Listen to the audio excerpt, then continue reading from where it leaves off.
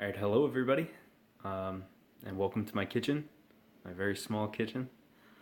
Today I'm going to try to make Guinness beef stew, because yesterday was St. Patrick's Day, and I really like it, so here we go. Okay, so the ingredients for this recipe are actually pretty simple. All you need is about 2.5 pounds of boneless beef chuck. I don't think that's 2.5 pounds actually. I think it was just under a kilogram, but I'm only making this for one person, so it's going to last me a few days. Of course, your salt and pepper, 2 onions, and those onions look pretty big, so I'm probably going to cut them up a little bit. 4 cloves of garlic, that sounds like a lot, but we'll see. 1 can of dark beer, which Guinness, and then I have 2 other cans. 1 to drink while I'm making it, and 1 to drink while I eat it. Tomato paste, carrots, and these carrots are really small. The recipe calls for 3, but these are really small carrots, so I'm going to put 6 in. Chicken bouillon or chicken stock, white sugar, thyme, and that's about it. Alright, so let's get cooking. Oh shit. Uh-oh, uh-oh, uh-oh, uh-oh. Why does this happen? Why? So first things first, we're gonna cut up our beef into 2-inch cubes. Oh look, there it is. Actually, I did this with my kitchen shears, because I like the way that they cut meat a lot better than a knife. So yeah, so chunks about that big. And if this looks like a lot for one person, it is, because this is going to be my lunch and dinner for the next few days. Okay, so now we're going to start cutting up the vegetables. Okay, so the celery, you're just going to cut it into tiny little pieces. Yeah.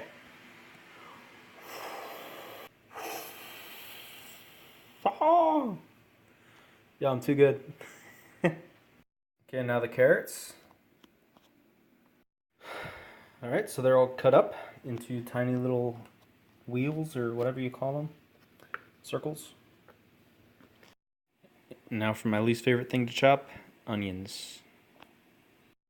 I barely cut into it. My eyes. Holy shit. Bastard fucking onion making me cry. Why'd they have to kill Glenn on The Walking Dead? Oh. Yeah, that is way too much onion, but whatever. So once you get that done and you stop crying, now you can start on the garlic. You just have to mince it. I guess that's minced enough. Alright, so now we're going to start cooking. And don't forget to season your beef. So some black pepper.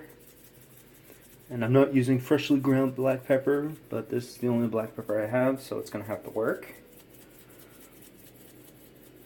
Might be a little too much, but it's going to get all mixed in there. And some salt.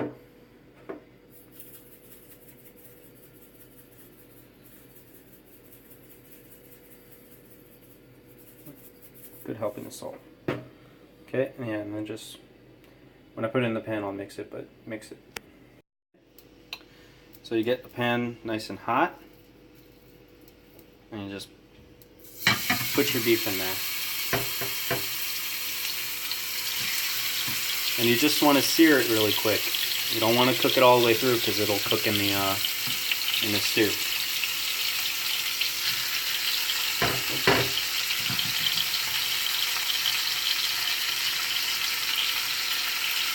Okay, so when it's a good gray, you're going to take it, the meat, and you're going to put it in the brew pot, or the stew pot. And that fat coming up, you gotta try to keep it in the pan, because that's what you're gonna help cook the onions with. So you got the beef in the stew pot.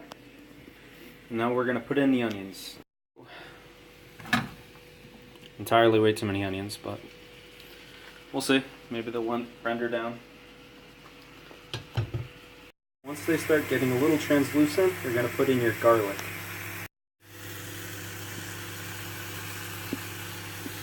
There it goes. Go in there. So then you're going to cook that for a little bit, maybe for like a minute, just until the garlic softens, and then you're gonna put it into the stew pot with your meat. I don't know why, it always has to frickin' explode. Always, always. Alright, so to get some of the extra flavor out of the pan, you pour the beer in, and then you pour the beer into the beer pot. Don't explode, don't explode. Good, good job. Alright.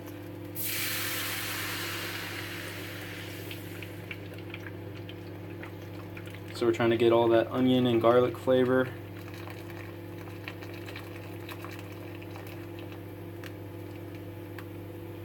So you mix that with a wooden spoon, and then you put it in the beer pot. Or, fucking stew pot. Okay. So there it is, all in the stew pot. It was too hard to hold the camera and try to get the beer over into it. So now you're going to put in all the vegetables and the chicken bouillon. Yeah. So, and then you put it back up and you let it come to a gentle boil. Alright, so once it comes up to a gentle boil, you cover it and lower the temperature to low, and then you just let it sit for 2 hours. So while that's doing its thing, you gotta clean up your mess. Ta-da! It's all sparkling clean. Not the dishes, but over here is fine. Okay, so now it's at a gentle boil. So we're gonna set it to low. So about, I don't know, I think maybe I should go 1. Yeah, and then I'll just raise it in a bit. And then I don't have a cover for this pot, so I'm gonna use a plate. And I think it's clean, should be alright. Okay. Just gonna let it sit. Alright, so it's been about 2 hours now that it's been just simmering, so I'm going to take off my plate. It's doing a little bit more than simmering, but can't really control that on this stupid little European electric stove. Okay, now you're supposed to turn the heat up. Take a look at that. Look at that beef. So you're gonna turn the heat up and you bring it to like a big boil for 20 minutes. So it thickens up a little bit and boils off a little bit. And you want to make sure to keep stirring it because it, especially on these stupid little stoves, it will burn. It's boiling. And it shouldn't be boiling this much, but yeah, it's got to thicken up. So it's rendered down a little bit. It's a little bit thicker. I'm thinking about letting it sit for another 5 minutes or so.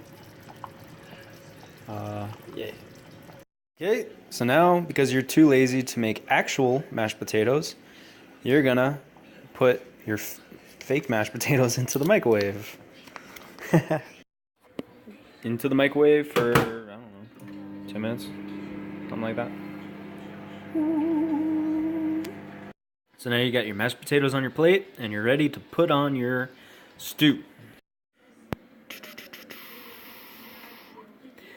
And there you go, you have your beef and Guinness stew. And I can't wait to dig in. Plus your Guinness on the side. Shot. Oh. Look at that. The beef is literally like melting off of it. Mmm. Oh, so good.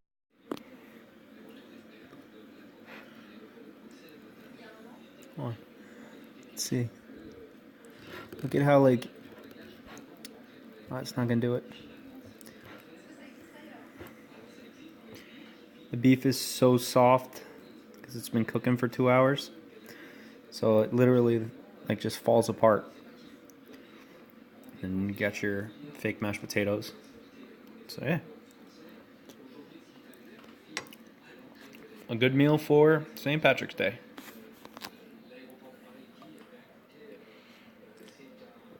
Cheers, and thanks for cooking with me.